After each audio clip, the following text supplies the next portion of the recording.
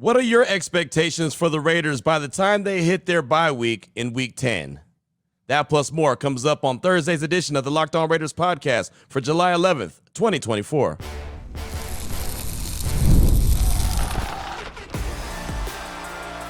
You are Locked On Raiders, your daily Las Vegas Raiders podcast, part of the Locked On Podcast Network, your team every day.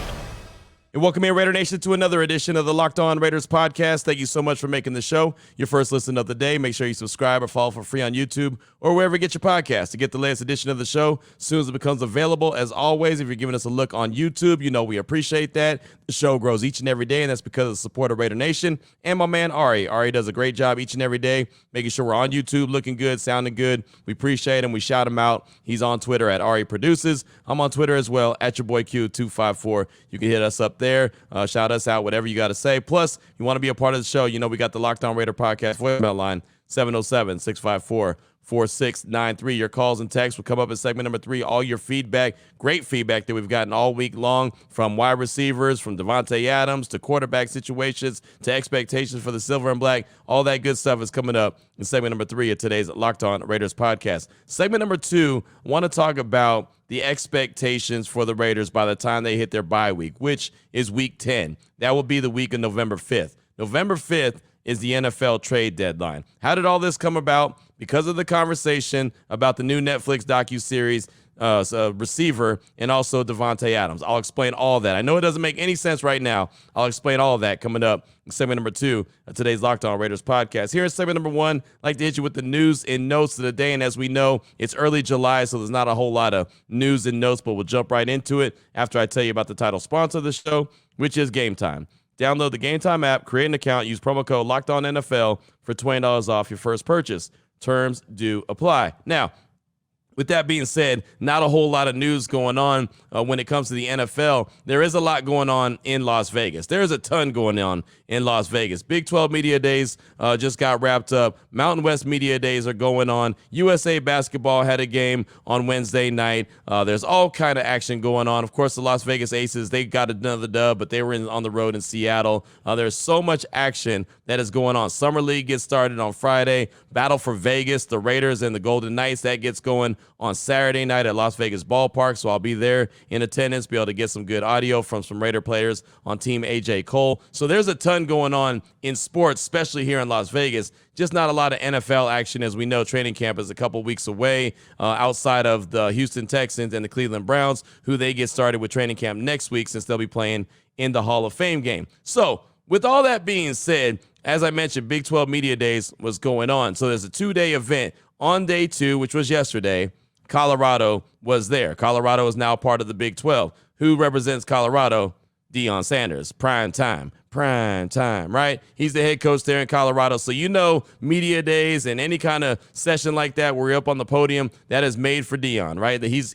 That's right up his alley, plus it's Las Vegas, so what could go wrong? I'm sure that Deion enjoyed his time, and Colorado, the players that were they're representing, enjoyed their time here in Vegas at Big 12 Media Days. First time Big 12 Media Days have taken place here in Las Vegas. Normally it takes place somewhere in Dallas. Normally Jerry's World, the Star in Frisco. They have the Omni Hotel that they've been at, and I've been at all of those, but this is the first year that they've been here in Las Vegas. So Danny Alvarez from Vegas Sports Today, he caught up with primetime Deion Sanders when he was at the podium and he was answering questions from the media, and he started to talk about Matt Miller from ESPN, how he had the mock draft for 2025, and look, it's way too early for the mock draft in 2025. It's only July 11th, right? So it's super early, but Matt Miller's got a job to do, and that's what he did. So he put out his mock draft. He had the Raiders trading up from number 8 overall to number 2 overall with the Carolina Panthers and drafting Shedeur Sanders. So Danny Alvarez, again, from Vegas Sports Today, he asked a question to Deion Sanders about that projection, what he would think of Shedeur Sanders to be playing in Las Vegas with the Silver and Black. Here's that question and answer from Prime Time. Some very early draft projections have Shedeur coming right here to Las Vegas to play for the Raiders. That'd be nice. Just your thoughts on the city and, you know, the possibility of him coming here. I'm not a gambler, so I'm not with all that. But that'd be nice. He has a wonderful head coach, a wonderful president in this organization that I think I'm meeting today, actually, right? Yeah. So That'd be nice. I've been looking around the stadium. Talk to us. It's a nice stadium. It's nice. Talk to us about Antonio Pierce. Obviously, you just mentioned him. He's a great man, great leader. Earned the job. They didn't give him nothing. He earned the job. I love what he brings to the table. I don't want him to lose to the point where he has the ability to get Shador. Let's get that straight. Okay? I don't want that to happen. I really don't. But I wouldn't mind some kind of way it happens that he's here. I don't want that to happen. So there you go. You hear the question from Danny Alvarez, again from Vegas Sports Today. Big shout out to my guy Mike Dixon, also from Vegas Sports Today, who sent me over the audio of that. Thought that I'd be interested. Thought it'd be cool to pass along to Raider Nation here on the Locked On Raiders podcast. So definitely want to shout both those guys out again. Danny Alvarez and Mike Dixon, both from Vegas Sports Today. You hear Dion saying that would be all right, right? He wouldn't mind Shador playing for the Raiders. And the reason I bring that to the table is because, well, he's going to be a highly drafted quarterback in 2025. There's already been the rumblings from Primetime that there's certain teams that he does not want Shador to go to. There's certain teams that he's going to try to get him to go to. And you can hear right there in that audio, it was very short, but you could hear he's very up to Las Vegas. He likes Antonio Pierce a lot. You heard him shout out the president of the Raiders, Sandra Douglas Morgan, as well. You also heard him saying, I'm meeting with the Raiders today. So he was in town for Big 12 Media Days, but while he's in town, while Big 12 Media Days is taking place at Allegiant Stadium, why not go ahead and holler at Antonio Pierce? And, you know, I did also respect at the end there where he said, look, I don't want AP to lose enough games to be in position to draft Shador. And that's the thing about it. I don't want that to be the case either, because he's projected, it's just a project right now in July, but he's projected to be number 2 overall. So that means that you lose a whole hell of a lot of games, and you don't want to do that. So at some point, where the Raiders have consistently been as of late is a 7, 8, 9-win team, where that means that they're going to be picking in the middle of the draft, where you cannot be in a position to get your quarterback or go get one of the top quarterbacks. You have to trade up. So that's why Matt Miller had them trading up at number 8 from number 8 to number 2 with the Carolina Panthers. But I do like the fact that Primetime said, I don't want Antonio Pierce because he respects him as a head coach. I don't want him to lose enough to be in position to draft Shador. But I thought that was pretty cool just to bring that to the table. And clearly Coach Prime is okay with his son playing for the Raiders, and even kind of wanted Shiloh to double down, have a 2-for-1 deal. You know, Shador and Shiloh both play for the Raiders. And again, who knows where those guys are going to go? Who knows by the time the draft comes around where they're even projected to go? Shador could have a fantastic season, end up being the number 1 guy overall. Or he could have a bad season and end up being a little bit lower in the draft. And then who knows who's in position to get him. But again, big shout out to Danny Alvarez from Vegas Sports Today for asking the question, getting the audio from Coach Prime, and then sending it over to me. Shout out to Mike Dixon as well. Thought that was really cool to do that. Talked about quite a bit Receiver, the docuseries from Netflix. Talked about them quite a bit on yesterday's show when we were talking about and hearing from Davante Adams as he was on ESPN. He was on Fox Sports. He was up on Up and Adams on FanDuel TV talking about it and talking about the Raiders. And you heard the interview from ESPN's NFL Live on the show yesterday. Well, it got a lot of love on day one.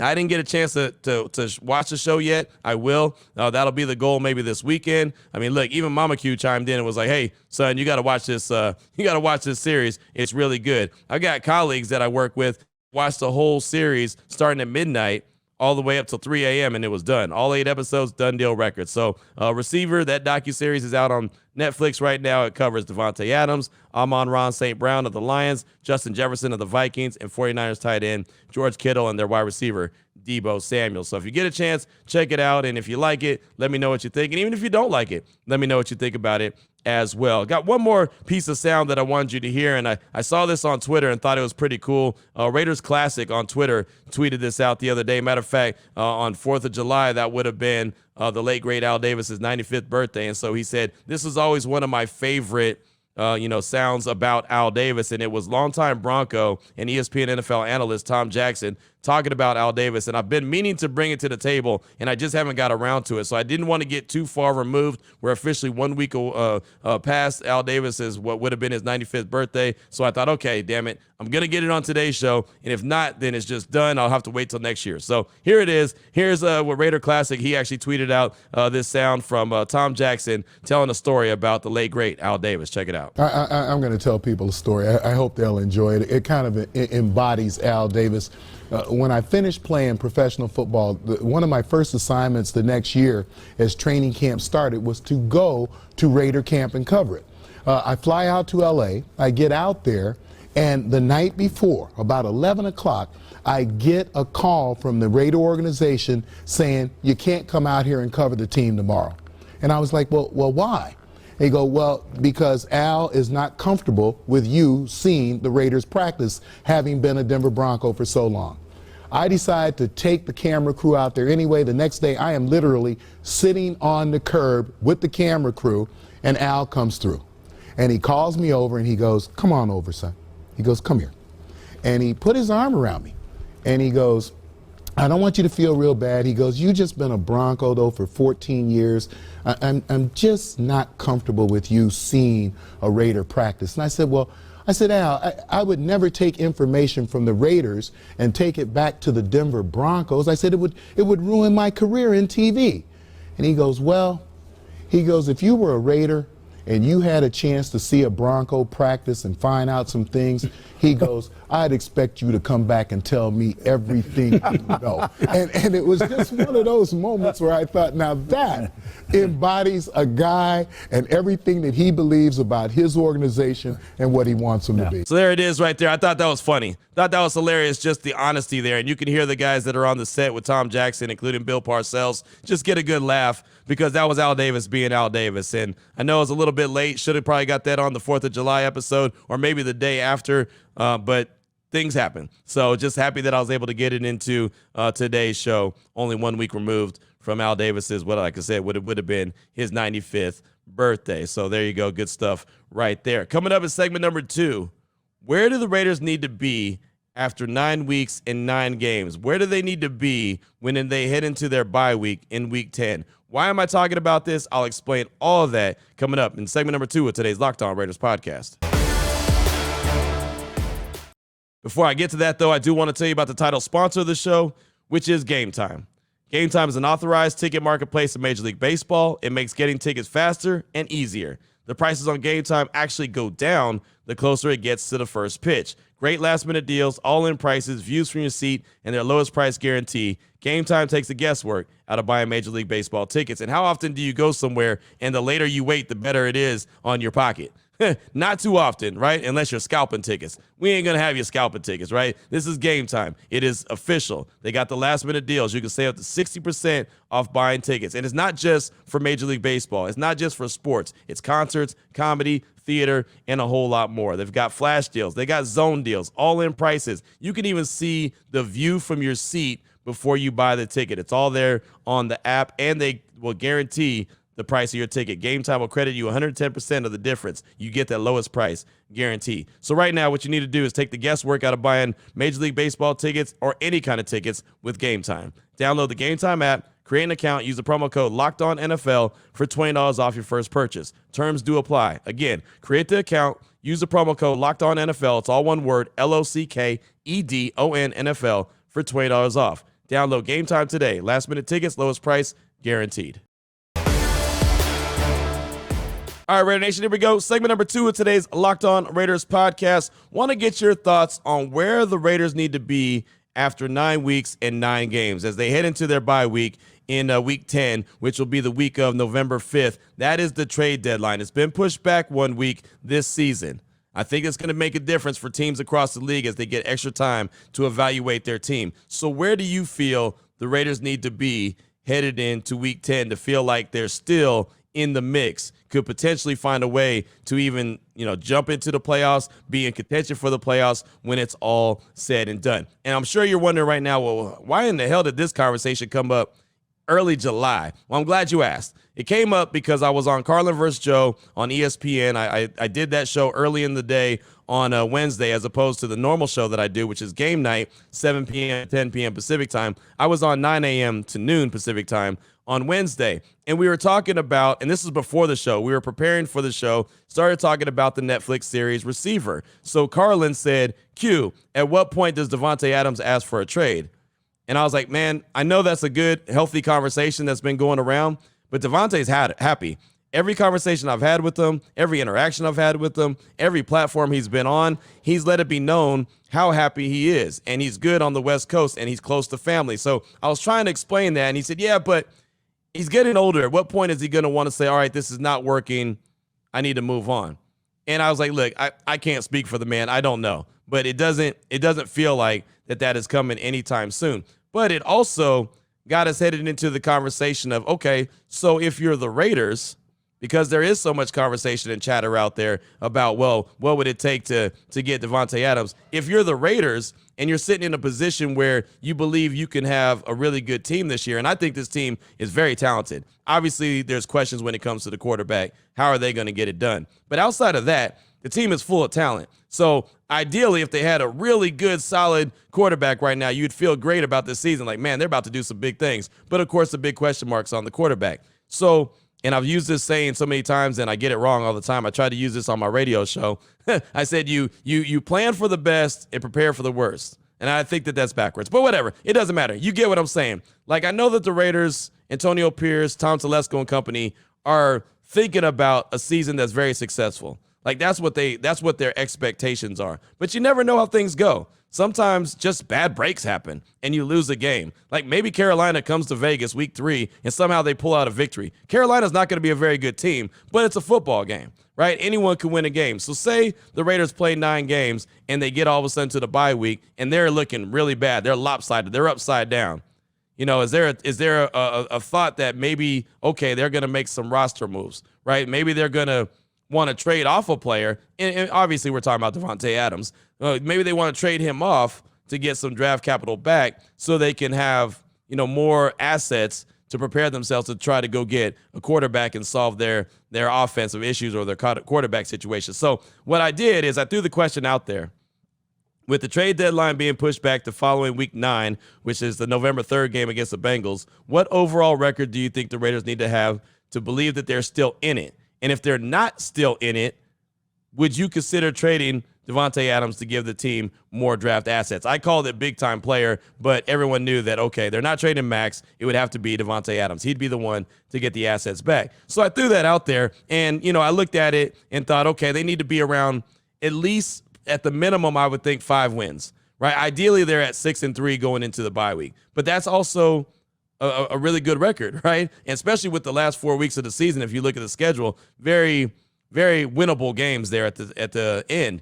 The first 9 games, I mean, it's a tough schedule, right? I mean, you're playing the Chargers on the road, which you're in LA, so you feel like that's a home game. You feel good about that. But then you got to travel to Baltimore, and they were in the AFC Championship game last year. So, I mean, that's one, it's a tough game at home, let alone on the road, right? So, I mean, there's already, some games like that. Then you got Carolina, as I mentioned. You feel like you can get that W. Cleveland, they're going to be, tough because of their defense. I mean, it's a tough slate coming out the gates. So I just threw it out there. What does their overall record have to be? And it's funny because my guy Rob in Oakland actually sent a text message in that was fantastic because he took it to another level. So I wanted to make sure I passed this along. He said, of the first 9 games of the season, 7 are against the AFC. In addition to playing the other 3 AFC West teams, the Raiders play Baltimore, Cleveland, Pittsburgh, and Cincinnati. We know the AL North or the AFC North is going to be a dog, right? That's probably going to be the best division in football again. They had 3 teams representing in the playoffs a year ago. Then he said early losses likely have wild card tiebreaker implications, especially the non-division teams on this list, 3 of which should be in the wild card mix. 5 of the first 9 are on the road, including 3 with time zone changes. I bring this up because if we start 3-6, even a second half season surge against a weak NFC schedule will not help the Raiders' tiebreaker situation. I think at a minimum, the Raiders need to be at 4-5. Strategically, losing to Carolina is actually more beneficial if it would guarantee the Raiders beat KC, Baltimore, Pittsburgh, Cleveland, or Cincinnati. I'd rather start slow and finish fast going into the playoffs, but a slow start may bury us early. That was from Rob in Oakland. I thought that was a fantastic breakdown. I really did. I wanted to make sure I passed that along because not only do they have to have a decent record going into the bye, they've got to also have AFC conference wins. 7 out of the 9 games that they play are against AFC teams. Now, that could work in their favor in the second half. That could be awesome, right? If they have really good success against those 7 AFC conference teams, then they're in a really good position down the stretch of the season to do exactly what Rob said, own those tiebreakers, right? And, I mean, you can go back and look, and I talk about it all the time. Hell, I got it printed out right here that there was, obviously 7 teams make the playoffs, but I could make an argument for 13 teams that could have made the playoffs in 2023. I mean, really, if you look at it, I got it printed out right here. At least I think I do. Maybe I don't. Well, I can't find it.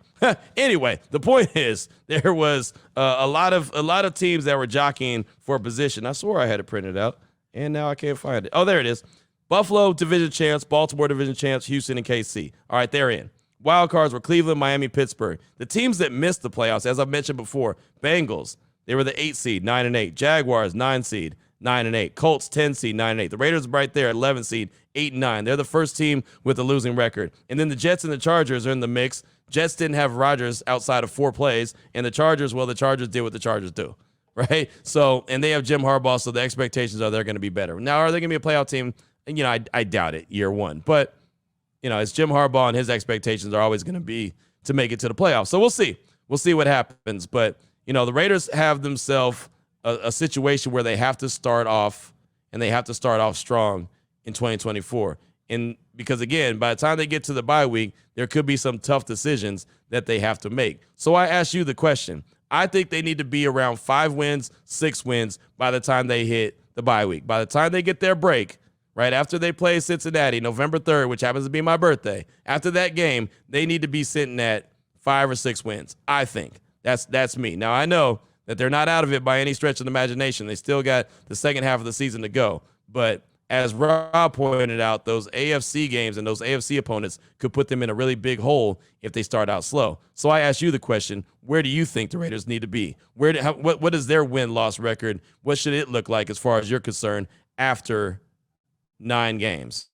Where do you think that they need to be? And if they're not there, would you consider making some moves with the Raiders roster and trading off like a Devontae Adams to get themselves in better position to set themselves up to go draft a quarterback early in 2025? Let me know your thoughts. 707-654-4693. Your calls and texts are coming up in segment number 3 of today's Locked On Raiders podcast.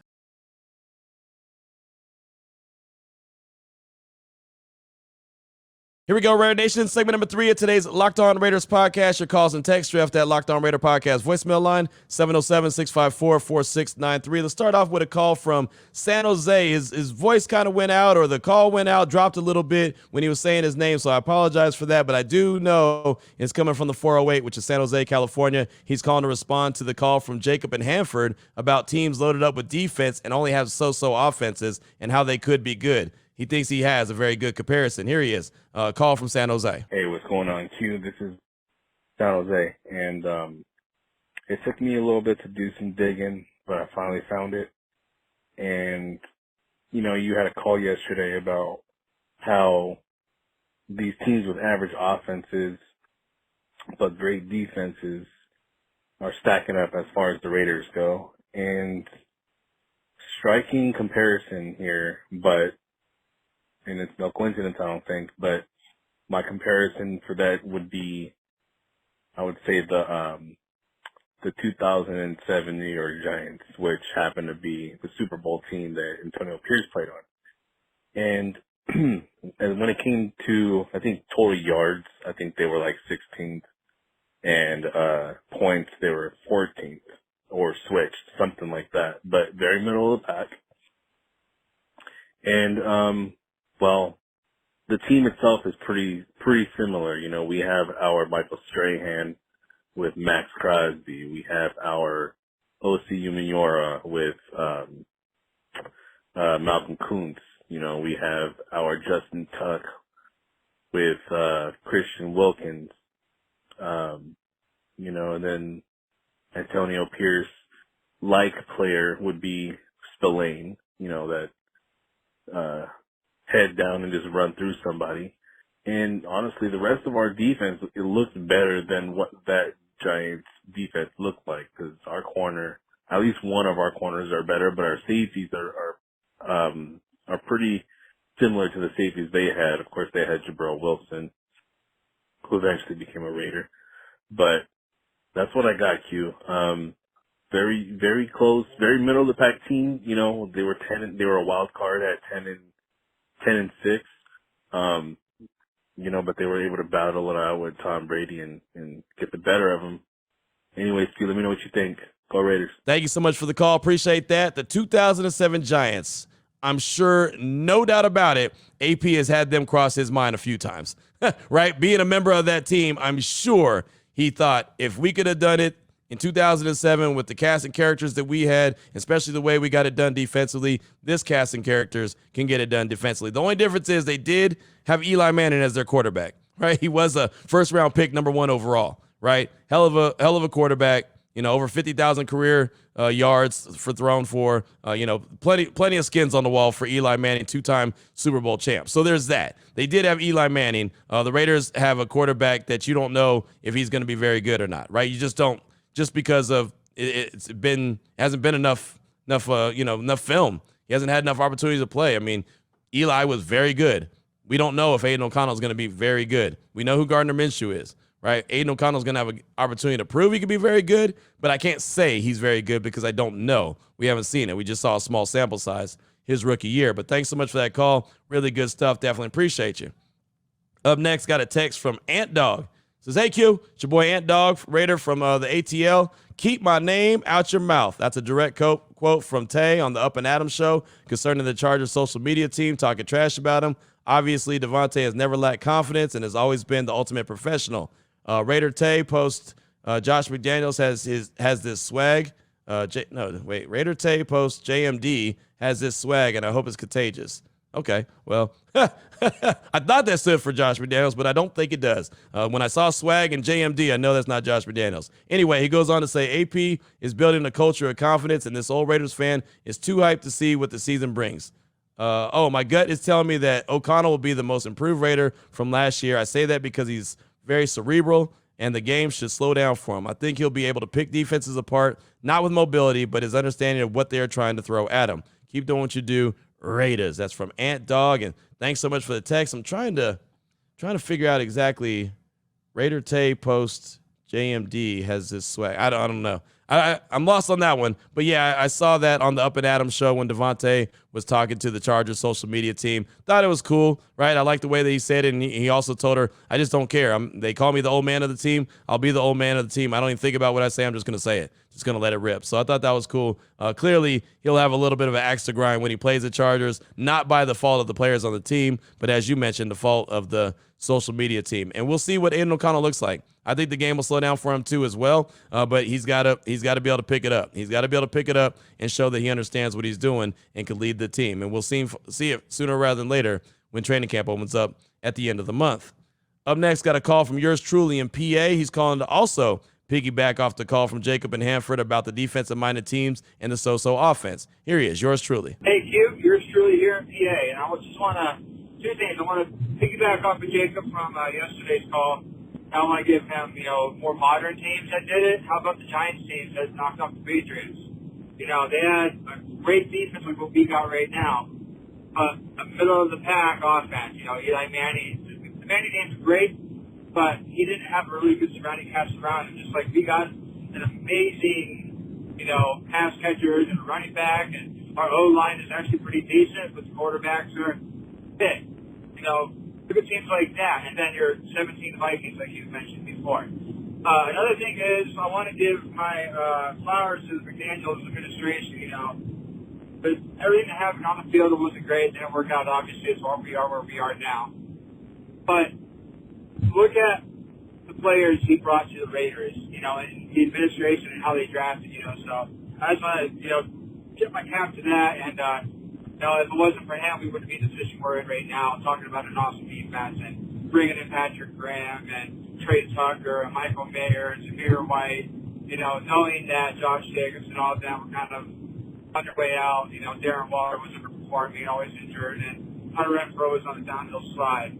Or maybe it was just scheming. But anyway, I just want to, make that be known, and love what you do, man, and go Raiders. Thank you for the call, my man. I appreciate you. And again, another shout out to the 07 Giants. I also think the shout out to McDaniel's staff was cool. As much as nobody liked the coaching staff or liked Josh McDaniels, they did do some good things as far as bringing talent in, guys that are key contributors. I'm not going to lie. It was late last season. I was sitting over here at the Green Valley Ranch, a little casino around the corner from my house at the Drop Bar. I was sitting there with my guy, Vegas Chess, and I sent a text to Dave Ziegler. It was after, I forget what victory it was, but I sent him a text. I was like, man, a lot of these players that you brought in are contributing. The Robert Spillanes, the Marcus Epps, right? Guys like that, guys that they brought in. I think that was when Michael Mayer was still playing. I can't remember all the players that were doing something, but I wanted to give him props. And I've said it before. I've had Dave Ziegler on my ESPN show. I think he did a good job.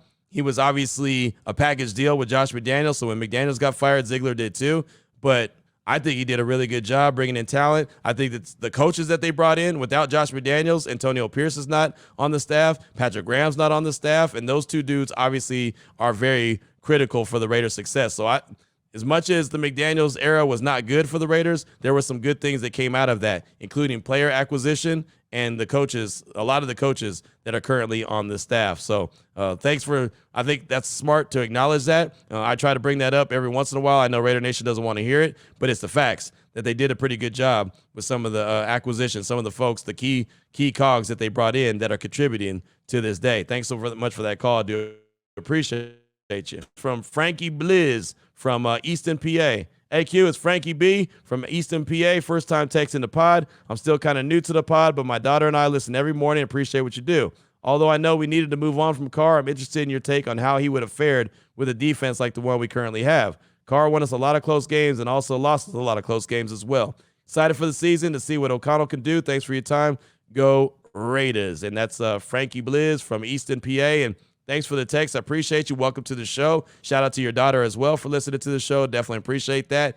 And look, I want to say that with this defense, Carr would have done really well, but we also thought that when he went to New Orleans, they got a really good defense. He's going to go out there and thrive. They're going to be a playoff team. Well, they weren't, right? So I can't really tell you how he would have done with this team. As you mentioned, he won a lot of close games and he lost a lot of close games. I think it was just a time to move on.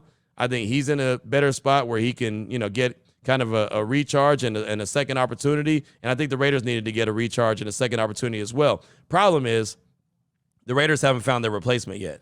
That's the only misstep that I think was taken in the whole Carr situation. I had no problem with, Dave Ziegler and company moving on from Derek Carr, but there wasn't a true plan in place to replace him. That's the big problem. There was no true plan in place. So that's what, that's what could get you in trouble if you're a team sitting around looking for a quarterback for years on top of years because, well, you let your guy go. So we'll find out sooner rather than later if that ended up being a good decision. But like I said, I had no problem with them moving on from Carr. I think both sides needed a break. Thanks for the text, though. I do appreciate you. Got time for one more call? We'll take it from Raider Eddie in Denver. He's calling to talk about the sound from Davante Adams and also has a Davante question that he wants to throw out there. Here he is, Raider Eddie in Denver. What's up? This is Raider Eddie in Denver. Hey, I'm listening to the Wednesday show. Fantastic sound from Davante. I love Davante. I think he's our leader on offense, no question about that. And he and Max give us some of the best leadership, in my opinion, we've had from players that I can remember. I'd have to go back to the Tim Brown, Jerry Rice days to remember Charles Woodson, to remember the kind of on-field leadership and what I think we have right now. So I want to ask you about Davante. I believe he's 32, 31, 32. Can you see him being sort of like a Jerry Rice or a Tim Brown as they were later in their careers with the Raiders? Do you think Davante could stick around with the Raiders and maybe agree to some team-friendly deals later in his career, maybe become a little bit more of a possession type of receiver as he's getting older, from my memory, I'm about the same age as you, Q. I'm 47. From my memory, that's what Tim Brown was in his later career with the Raiders. I think he played till his mid-30s. I might be wrong on that. Please let me know. And then I believe Jerry Rice played until about 40 years old. I could be wrong on that, but neither of those guys were burners, ever, but really, especially later in their 30s. So, again, do you think Davante can stick around, maybe agree to some lesser deals as he loses his speed and he gets a little older, but he could settle it maybe into a really top-notch possession receiver over the next few years as his speed declines? Again, I would love to see him be like a Tim Brown, Jerry Rice type of player that the Raiders were when we had Gannon under center. Want to get your thoughts on that? That's what I'm hopeful for, because I love Davante. I love what he brings. I want to break the bank every single year, even as he slows down in his mid-30s coming up here. All right, thanks, Q. Love the show. Go Raiders. Eddie, thanks so much for the call. Appreciate you as always. Good question with how Davante could go as far as later on in his career. I feel like he could play late into his 30s, early 40s. I think he could do the Tim Brown, Jerry Rice thing if he wants to. The thing I think about players now, though, unless you're just one of those extreme players that you're so obsessed that you have to play football, I think these players are a lot smarter than they were back in the day. And I'm not talking about like Tim Brown and Jerry Rice weren't smart, but I just think that these guys are more smart and educated with their money and investing in different businesses to the point where they feel like I could play for a certain time, achieve certain accolades, and then I can get out. I can still be healthy. I can enjoy my family. I can have generational wealth. I have different business adventures. Like, I just feel like these players now are smarter than, and I guess smart's not the right word, but they have everything kind of put together a little bit better, at least the majority of them, right? I feel like that they have a plan. Like, that's the one thing I always admired about Josh Jacobs. He had a plan from the day that I met him in 2019. He hadn't even got drafted, right? But he told me the day that we were in Nashville together, the night before he got drafted, he said, I would not mind going to the Raiders. They're going to Las Vegas. There's no state income tax. He told us when he was leaving Las Vegas, I'll probably always keep a house in Las Vegas. There's no state income tax. It's a good investment. Like, guys like that make good, sound business decisions, right? And so I don't know if Davante would want to play late into his 30s, because I just think that he's a smarter businessman than that. He's got more things going on outside of football. But I could be wrong. He could be so obsessed. He might be one of those guys that has to have it all the time, right? I don't know. I don't know him that well. Haven't talked to him that much where I can just say, oh yeah, this is what he's thinking.